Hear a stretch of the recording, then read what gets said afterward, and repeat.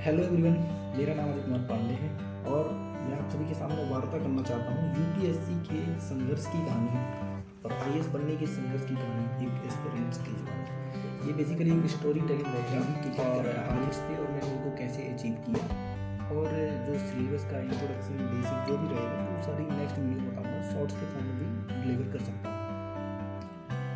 तो सबसे पहले तो यही बात कर लेते हैं कि ये वीडियो किसको देखनी चाहिए।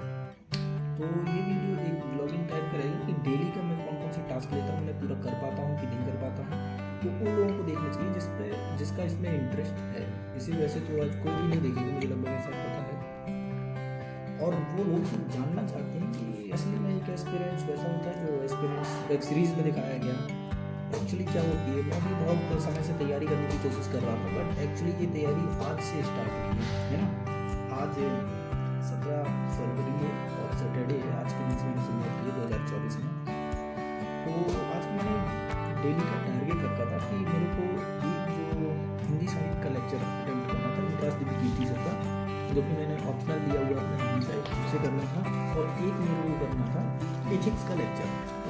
तो सबसे पहले अगर हिंदी साहित्य की बात करें तो आज मैंने कहा कि किस प्रकार से कुछ शब्द बताए हमको शुरू में, जैसे उज्ज्वल, अतिशयोक्ति, श्रृंगार, और इन तीनों को सर ने गलत बताया, बहुत ही फनी अंदाज में बताया। फिर गंदा, गंभीर, गंदा, इस प्रकार से कुछ चीज़ें और एक बेसिक इंट्रोडक्शन मिला क्या होता है। और लगभग 2 घंटे और 40 मिनट की क्लास थी और पता नहीं चला कि वो क्लास कब निकल गई। बहुत ही इंटरेस्टिंग लगी, बहुत मज़ा आया। साहित्य के बारे में जाना हमने कि साहित्य में क्या क्या होता है, उसमें शब्द अर्थ होता है, साफ रसहित होता है, एक रंगीला, 3 प्रकार से उसकी डेफिनेशन आती है बेसिकली।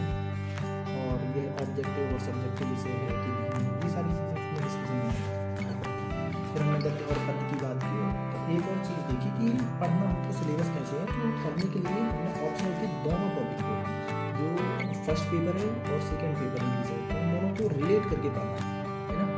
जहाँ फर्स्ट पेपर में हमको उनकी हिस्ट्री कराई जाती है, किस प्रकार से गद्य की क्या हिस्ट्री है, पद्य की क्या हिस्ट्री है, और उसी के आधार पर जो सेकेंड पोर्शन में जो अपन को निबंध दिए गए जैसे गद्य के बारे में बताया गया कि गद्य के जो लेखक हैं उनको समझाइए, तो हम उधर निबंध में प्रेमचंद जी को ही पढ़ेंगे और उनके बारे में पढ़ते जाएंगे। तो इस प्रकार से हमारी बहुत ज़्यादा हेल्प हो जाएगी। दोनों को रिलेट करके पढ़ना है, बेसिकली उन्होंने ये समझाया।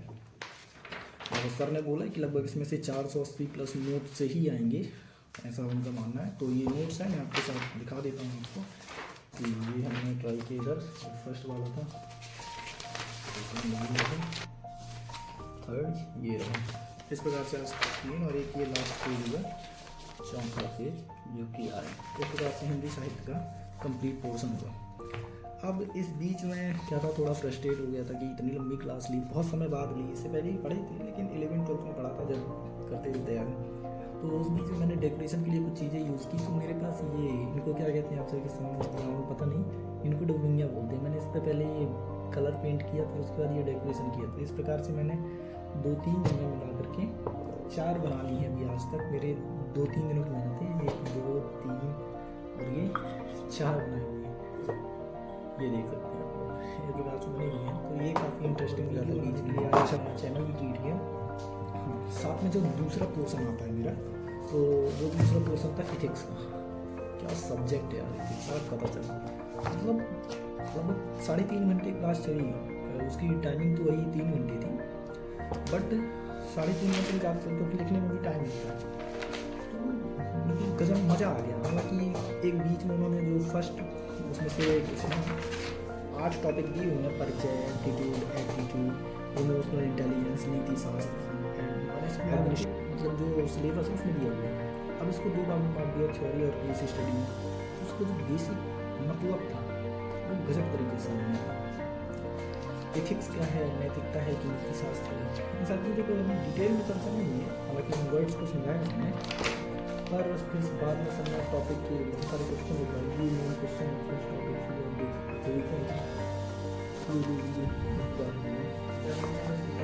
फिर आगे देखें तो एथिक्स में उन्होंने बताया कि इसे हम 2 भागों में बांट सकते हैं। फिलॉसफी से आया है कि नैतिक व्यवस्था है, कुछ पता नहीं इसके बारे में। और ये बताया कि एक जो बच्चा जब जन्म लेता है तो वो समाज में किस प्रकार से होता है, सामाजिक होता है, असामाजिक होता है, समाज विरोधी होता है, या फिर समाज तटस्थ होता है, अर्थात उसे समाज के बारे में कुछ भी जानकारी नहीं होती। तो उस उसको जो समाज तटस्थ बच्चा होता है उसको माता पिता, परिवार, विद्यालय, गली मोहल्ला, फिल्म, दोस्त, यार सब लोग जो होते हैं ना उसको एक सामाजिक या फिर असामाजिक या फिर समाज विरोधी व्यक्ति बनाने में लग जाते हैं। उसे हम बोलते हैं सामाजिकरण। या तो फिर अगर वो इससे नहीं मानता है तो या तो उसे पुरस्कार का लालच देकर या फिर दंड का भय दिखा करके उसे बनाया जाता है। तो इस प्रकार से हमने और फिलोसफी में और चीज़ें पढ़ी कि फिलोसफी को 3 भागों में बांटा जाता है, ज्ञान मीमांसा, तत्व मीमांसा और नीति शास्त्र। तो उनके बारे में डिटेलिंग की। तो आज काफ़ी मज़ा आया, फर्स्ट लेक्चर था, बहुत ही अच्छा था। इस प्रकार से किया और साथ ही साथ मेरे पेजेस जो थे बहुत ज़्यादा बर्बाद हो चुके, मतलब सबके सब एक साथ मिक्स हुए थे, तो मैंने सबको बांट दिया। जैसे इकोनॉमिक की कुछ चीज़ें मैंने पहले भी की थी, तो इकोनॉमिक को कुछ टॉपिक करने के लिए मैंने ये मैथ्स में मेरा दम है तो आपको कुछ बांट दिया ताकि मेरा ये सब कुछ लक्ष्मीकांत कुछ समय तक पढ़ी थी थोड़ी बहुत, तो उसके कुछ पेजेस के मतलब 1-2 पेज के नोट्स बनाए थे, जैसे कि मैं दिखा देता हूँ। बहुत ही आया समझ में तो नहीं आता, मेरे लिए काफ़ी इंपॉर्टेंट है क्योंकि इस पर मेरे घंटों की मेहनत। इस प्रकार से मैंने इसमें पूरे पेज में बना करके रखा है, इसमें एकदम 10-12 पेज का सार है। ऐसे करके कुछ चीज़ें थी, 2-4 पेज ही हैं लेकिन काफ़ी हैं। ज्योग्राफी की NCERT स्टार्ट की है 7th और 9th की, तो वो भी स्टार्ट ही नहीं याद आता, एक ही एक चैप्टर हुआ है तो उसको बताएंगे कैसे क्या किया। इंटरनेशनल रिलेशन में मालदीव का लिखा हुआ है तो उसको अलग से बना लिया। और ये जो सबसे मेन पॉइंट है मेरे गाइडेंस स्ट्रेटजी का पार्ट, जिसमें हम सब कुछ बताएंगे UPSC के बारे में, तो इसकी वीडियोस में अलग से बना करके छोटे छोटे फॉर्मेट में शेयर कर दूँगा आपको, और उसमें से आप देख सकते हैं कि क्या क्या है। तो यही था आज की व्लॉग में। अभी तो इसमें से ज़्यादा लोग